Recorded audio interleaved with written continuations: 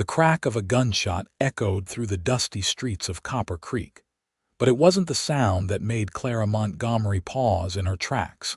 It was the whispers that followed her like shadows as she made her way to the general store in the spring of 1875. At 26, she was considered a lost cause by most of the townsfolk. A woman who had been married for 5 years without producing a single child.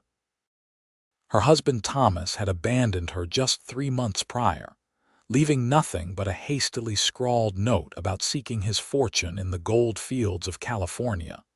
Though Clara knew the real reason he couldn't bear the shame of being married to a barren woman.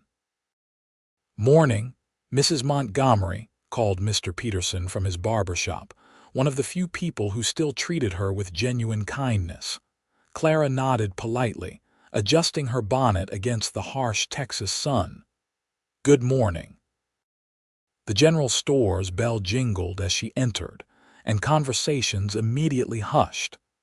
Mrs. Wilson, the mayor's wife, exchanged glances with her companion before gathering her parcels and moving to another aisle.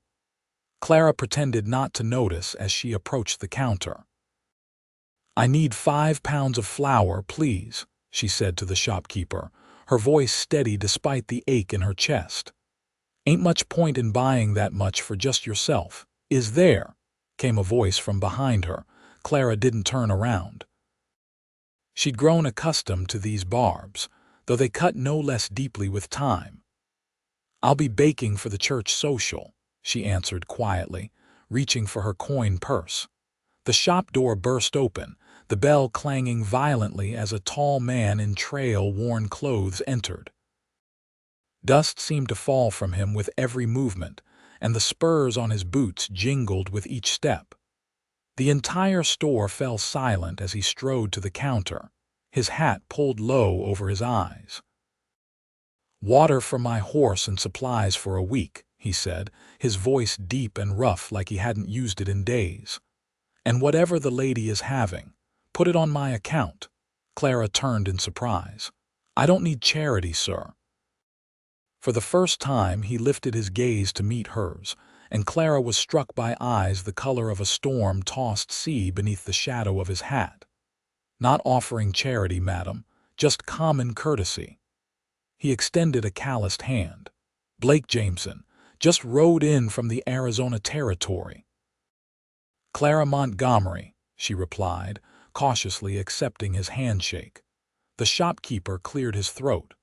"Mr. Jameson doesn't have an account here." Blake reached into his pocket and pulled out several gold coins, placing them on the counter with a decisive clink. "Then I reckon it's time to open one." The whispers resumed, more feverish now. Clara could feel the stares boring into her back as Blake helped carry her purchases outside. In a town like Copper Creek, a strange man showing kindness to the abandoned barren woman was fodder for gossip that would last weeks.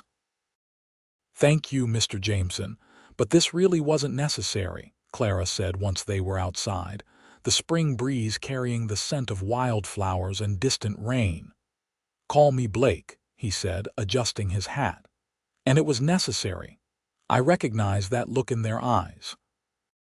People can be cruel when they don't understand someone's circumstances." Clara studied him more carefully now. His face was weathered by sun and wind, with a scar running along his jawline. He looked to be in his early 30s, with streaks of premature gray at his temples. "Are you passing through or staying?" she asked, curiosity getting the better of her. "Depends on what I find here," he answered cryptically. "I bought some land just outside town, sight unseen, might be worthless, might be paradise." "There's no paradise in Copper Creek," Clara said before she could stop herself. Blake's laugh was unexpected, a warm sound that seemed to drive away the chill of the townsfolk's judgment. "Then I'll have to make my own."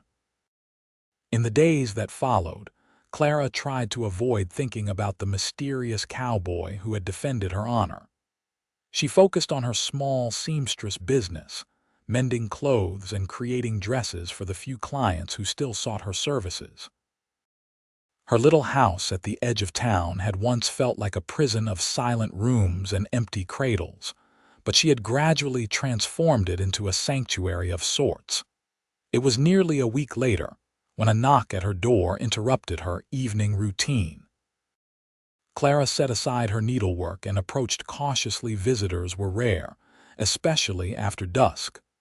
Blake Jameson stood on her porch, hat in hand, looking considerably cleaner than their first encounter. His dark hair was slicked back, and he'd traded his trail clothes for a simple button-up shirt and clean trousers. "Mr. Jameson," she said, surprise evident in her voice. "What brings you here?" "I was hoping you might join me for supper tomorrow," he said directly. "I've fixed up the old cabin on my property, and I've managed not to burn the place down with my cooking. Yet." Clara felt her cheeks warm. "I don't think that would be appropriate, Mr. Jameson. I'm a widow, well, not officially, but my husband's been gone long enough." "Then we'll eat on the porch," he suggested, undeterred. "In full view of anyone who cares to gossip. I'm not proposing anything improper, Mrs. Montgomery, just a meal between neighbors." There was something in his gaze that made Clara pause, not pity, which she had grown to despise, but understanding. As if he, too, knew what it was to be judged and found wanting. "Why me?" she asked plainly. "There are plenty of eligible young women in town who would be delighted by your invitation." Blake's expression turned serious. "Because when I arrived in town, you were the only person who looked me in the eye without wanting something from me." The next evening found Clara making her way to Blake's property, a basket of freshly baked bread in hand. She had debated endlessly about accepting his invitation, but in the end, curiosity won out over caution. His land turned out to be a modest spread about 2 miles from town, centered around a small cabin that showed signs of recent repair. Blake emerged from the barn as she approached, wiping his hands on a rag. "You came," he said, genuine pleasure in his voice. "I said I would," Clara replied, suddenly conscious of her simple blue dress and practical boots. "Most people say a lot of things," Blake observed, taking the basket from her. "Come on, I've got supper almost ready." True to his word, they ate on the porch, where a table had been set with surprising care. The meal was simple roast rabbit, potatoes, and wild greens, but better than Clara had expected. "Where did you learn to cook?" she asked, genuinely impressed. "Necessity," Blake replied with a shrug. "Spent a lot of years on the trail. A man either learns to cook or starves." As the evening progressed, Clara found herself relaxing. Blake was easy to talk to, sharing stories of his travels without boasting and asking questions without prying. He told her about growing up in Tennessee, about the war that had taken his brother, about drifting west in search of something he couldn't quite name. "And what brought you to Copper Creek specifically?" Clara asked as they watched the sunset paint the horizon in shades of gold and crimson. Blake was quiet for a moment, heard about cheap land, thought it might be time to stop moving. There was something in his tone that suggested he wasn't telling the whole truth, but Clara didn't press. "Everyone had secrets after all, and you," he asked. "Have you always lived here?" Clara nodded. "Born and raised, married Thomas when I was 21. He was passing through with a cattle drive, stayed for me." She paused, the familiar pain rising in her throat. "At least that's what I thought." "His loss," Blake said simply. Clara shook her head. "No, he was right to leave. 5 years of marriage and no children. They called me Barren. Still do, behind my back and sometimes to my face." The words hung in the evening air. Clara hadn't meant to be so blunt, but something about Blake's steady gaze made honesty feel safe. "People talk too much about things that aren't their business," Blake said after a moment. "A woman's worth isn't measured by the children she bears." Clara gave a bitter laugh. "That's not what the Bible or society says." "Well, "I reckon both have been wrong before," Blake replied, refilling her coffee cup. "Besides, sometimes the land just needs different tending before it bears fruit." The metaphor was clumsy but sincere, and Clara found herself smiling despite herself. For the first time in months, she felt like a person rather than a failure. As spring gave way to summer, Clara found herself spending more time at Blake's ranch. What began as occasional suppers evolved into regular visits. She would bring her sewing and sit on his porch while he worked the land, planting a modest vegetable garden and repairing the long neglected fences. Sometimes they talked for hours. Other times, they simply existed in comfortable silence. The town noticed, of course. Whispers followed Clara through the streets, more vicious than before. She was a fallen woman now, they said, taking up with a stranger while her husband might still be alive. The seamstress business suffered as more women took their mending elsewhere. "You should stop coming," Clara told Blake one afternoon in late June as they sat beneath the shade of an oak tree. "Your association with me is damaging your reputation." Blake snorted. "Don't much care for reputations. Never had one worth protecting anyway." "I'm serious," Clara insisted. "The banker nearly refused to do business with you last week. I heard about it from Mrs. Peterson." "Then I'll find another bank," Blake said stubbornly, "or keep my money in a jar like my grandfather did." Clara sighed, plucking a wildflower from the grass. "Why are you so determined to be my friend, Blake Jameson?" Blake was quiet for so long that Clara thought he might not answer. When he finally spoke, his voice was low and earnest. "Because I recognize a kindred spirit when I see one, someone who's been hurt but refuses to break." He turned to face her directly. "And because every day I spend with you makes me want to spend another." The confession hung between them, too honest to dismiss as mere friendship. Clara felt her heart flutter in a way it hadn't in years, perhaps ever. "I'm still married," she whispered, though Thomas had been gone for nearly 6 months without a word. "I know," Blake replied. "I'm not asking for anything you can't give, just allowing for the possibility that someday things might be different." That night, Clara couldn't sleep. Blake's words replayed in her mind as she stared at the ceiling.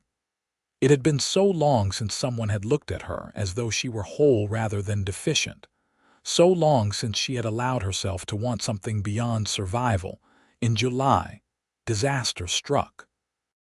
A fire broke out at the livery stable, spreading quickly to neighboring buildings in the dry summer heat. The entire town rallied to fight the blaze, forming bucket brigades from the creek. Clara worked alongside everyone else, her arms aching as she passed bucket after bucket down the line.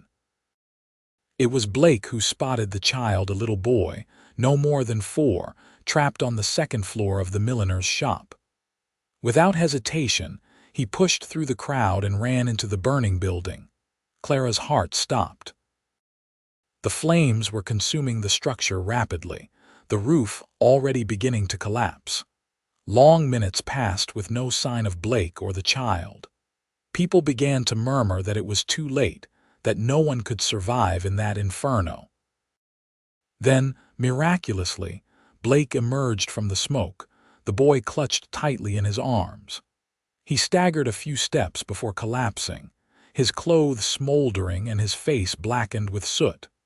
Clara was at his side instantly, helping the child from his arms as others doused Blake with water.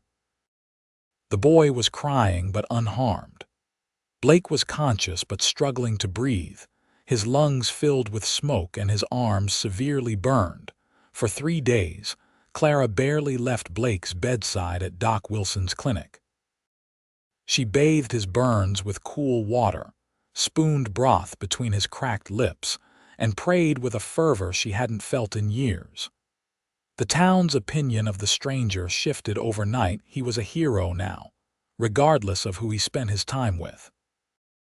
On the 4th morning, Blake finally opened his eyes properly, his gaze finding Clara immediately. "You look terrible," he rasped, a ghost of his usual smile flickering across his face. Clara laughed through her tears. "You're one to talk."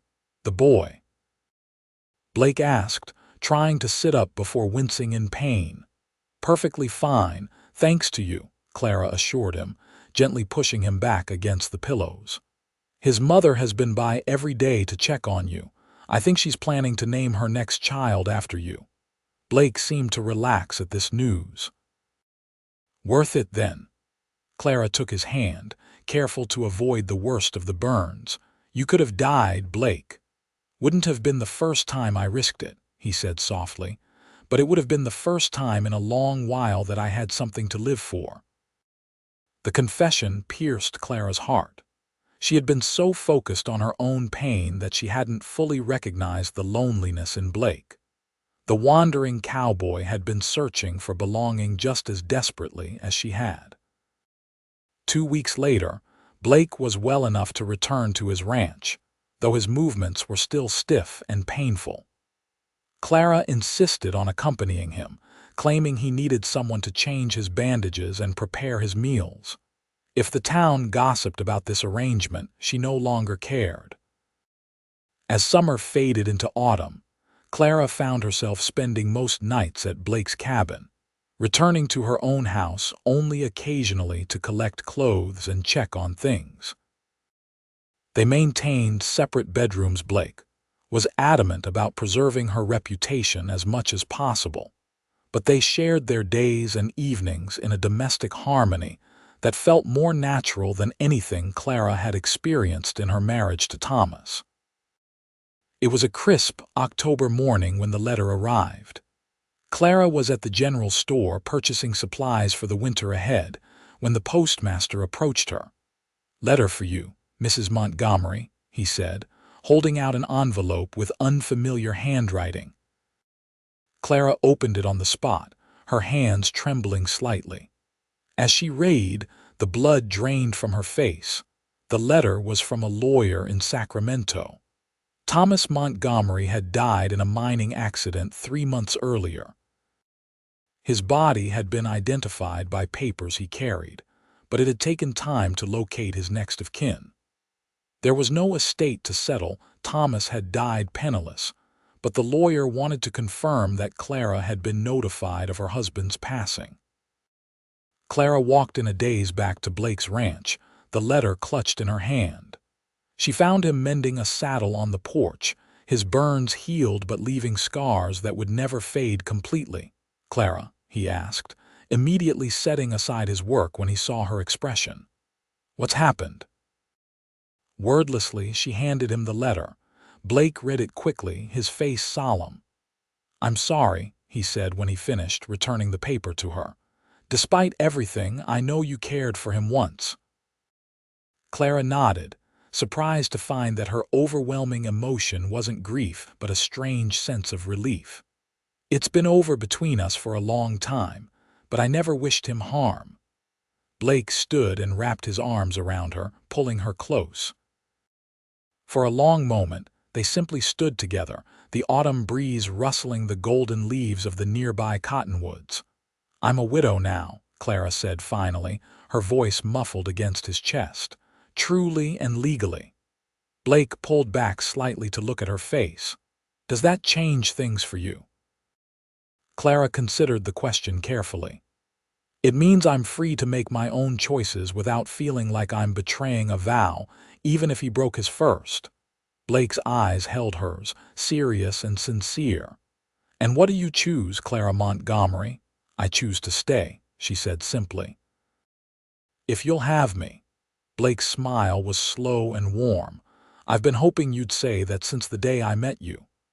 That evening, as they sat by the fire, Blake reached for Clara's hand. "There's something I need to tell you," he said, his expression unusually grave. "Something about why I really came to Copper Creek." Clara felt a flicker of apprehension. "What is it?" Blake took a deep breath. "I knew your husband, not well, but we crossed paths in California." Clara stared at him in shock. "You knew Thomas. Why didn't you tell me?" "Because it wouldn't have changed anything," Blake said quietly. I met him in a saloon in Sacramento. He was drunk, boasting about leaving his barren wife behind to seek his fortune, said he was better off without the burden. Clara flinched at the words, the old wound reopening. I didn't know you then, Blake continued, but something about the way he spoke made me angry. No man should abandon his wife like that, especially not for something beyond her control. He paused, looking into the fire. We fought. Nothing serious, just a scuffle that got us both thrown out. But afterward, I couldn't stop thinking about the woman he'd left behind. So you came here because of me? A woman you'd never met? Clara asked incredulously. Blake shook his head. Not exactly. I was drifting anyway, looking for somewhere to settle. But when I heard about land for sale in Copper Creek, I remembered the name. I was curious, I suppose. Wanted to see what kind of woman could inspire such cowardice in a man. Clara was silent, absorbing this revelation. And what did you find? The strongest person I've ever met, Blake answered without hesitation. Someone who faced cruelty with dignity, someone worth knowing. Clara found she wasn't angry about the omission. In a strange way, it made sense, this invisible thread that had drawn Blake to Copper Creek and ultimately to her. Thank you for telling me, she said finally. It doesn't change how I feel about you. Blake's relief was palpable. I should have told you sooner. But I was afraid you'd think I came here out of pity. Did you? Clara asked, needing to hear the answer. No, Blake said firmly. Curiosity brought me to Copper Creek, but love is what kept me here. It was the first time either of them had spoken the word aloud, though it had been growing between them for months. I love you too, Clara whispered, and the simplicity of the declaration belied its profound impact. They were married on Christmas Day, 1875, in a small ceremony at the church. The town's attitude had softened considerably since Blake's heroic rescue, and even those who had once whispered the cruelest things about Clara found it difficult to maintain their judgment in the face of such obvious devotion. Their first year of marriage passed in peaceful contentment. Blake's land proved more valuable than expected when a small stream was discovered on the property, providing reliable water even during the dry months. They expanded the cabin, adding rooms and a proper kitchen. Clara's seamstress business revived, with orders coming not just from Copper Creek but from neighboring settlements as well. It was in the spring of 1877 that Clara first suspected something had changed. The fatigue came first, followed by morning sickness that left her weak and dizzy. She kept her suspicions to herself for weeks, afraid to hope after so many years of disappointment. When she finally consulted Doc Wilson, his confirmation left her trembling with a mixture of joy and terror. You're about 2 months along, Mrs. Jameson, he said, his kind eyes crinkling at the corners. Everything appears normal and healthy. Clara walked home in a daze, her mind racing with possibilities and fears. She found Blake in the barn, repairing a wheel on their wagon. For a moment, she simply watched him work, his strong hands moving with practiced precision, and wondered how to tell him the news that might change everything between them. Blake, she called softly. He looked up immediately, his face breaking into a smile that still made her heart flutter. There you are. I was wondering where you disappeared to this morning. Clara took a deep breath. I need to tell you something. Blake set down his tools, his expression growing concerned as he noted her serious tone. What is it, love? I'm with child, Clara said, the word still foreign and miraculous on her tongue. Blake froze, his eyes widening as he processed her announcement. Then he was moving, crossing the space between them in 3 long strides and gathering her in his arms so suddenly that her feet left the ground. You're certain? He asked, setting her down gently but keeping his hands on her waist. Clara nodded, tears filling her eyes. Doc Wilson confirmed it. I'm due in November. A baby, Blake whispered, his voice filled with wonder. "Our baby." "I know it's unexpected," Clara began. "After all, they called me Barren." Blake pressed a finger to her lips, silencing her gently. "And I told you to bear only my name," he said softly. "The rest would follow if it was meant to." Clara laughed through her tears, remembering their conversation from months earlier. On their wedding night, she had confessed her fear that she would never give him children. Blake had pulled her close and whispered, "They called you Barren, but I say bear only my name. That's enough for me. You're not disappointed that it took so long?" Clara asked, voicing the fear that had lingered despite his reassurances. Blake shook his head, his eyes shining with unshed tears. "Clara, I would have been content with just you for the rest of my days. This child is a gift I never dared to expect." In the months that followed, Clara bloomed. The townsfolk who had once whispered about her barrenness now exchanged knowing glances and offered congratulations. Mrs. Peterson organized a quilting circle to create a blanket for the baby. Even Mrs. Wilson, who had been one of Clara's harshest critics, brought by a basket of preserves for the expectant mother. Blake was transformed as well, his natural protectiveness intensified by Clara's condition. He expanded their vegetable garden, built a cradle from oak wood, and spent evenings reading aloud from his small collection of books, claiming the child could hear his voice. "What shall we name the baby?" Clara asked one evening as they sat on the porch, watching fireflies dance in the gathering darkness. Blake considered the question seriously. "If it's a boy, perhaps after your father." "Samuel was a good name." Clara nodded, touched by the suggestion. "And if it's a girl?" "Hope," Blake said without hesitation, "because that's what she'd be, the hope we found together." On November 12, 1877, after 18 hours of labor, Clara gave birth to a healthy baby girl with Blake's sea-gray eyes and a dusting of Clara's auburn hair. Blake, who had paced outside the bedroom door throughout the ordeal, took his daughter in trembling hands when the midwife finally invited him in.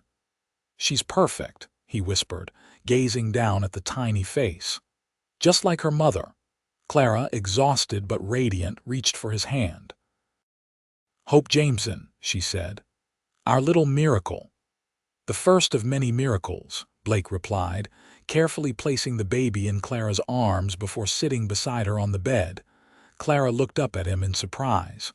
"You want more children?" Blake smiled, pressing a kiss to her forehead. "I want whatever makes you happy. If that's a dozen children or just our little Hope, I'll count myself the luckiest man alive." As it turned out, Hope was just the beginning. In the years that followed, the Jameson family grew to include twin boys Samuel and Benjamin, born in 1879, and another daughter, Grace, who arrived in 1882. The cabin expanded accordingly, eventually becoming a proper ranch house with rooms for each child and space for guests. Blake's land prospered as well. What had begun as a modest spread grew into one of the most successful ranches in the county, known for its quality horses and cattle.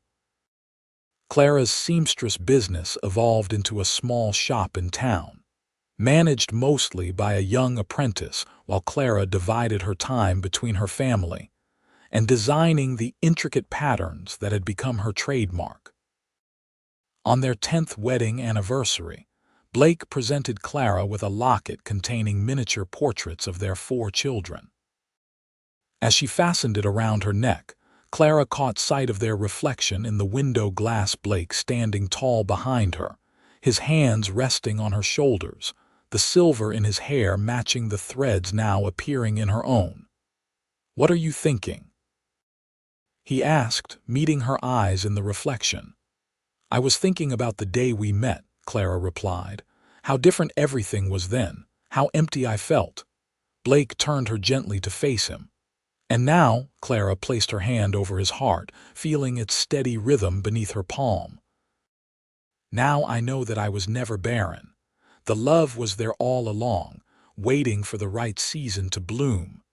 Blake covered her hand with his own. You've given me more than I ever dreamed possible, Clara Jameson. A family, a home, a purpose. We gave those things to each other, Clara corrected gently. And that's the greatest miracle of all. Outside, the Texas sun was setting over land that had once seemed harsh and unyielding, but now supported abundant life.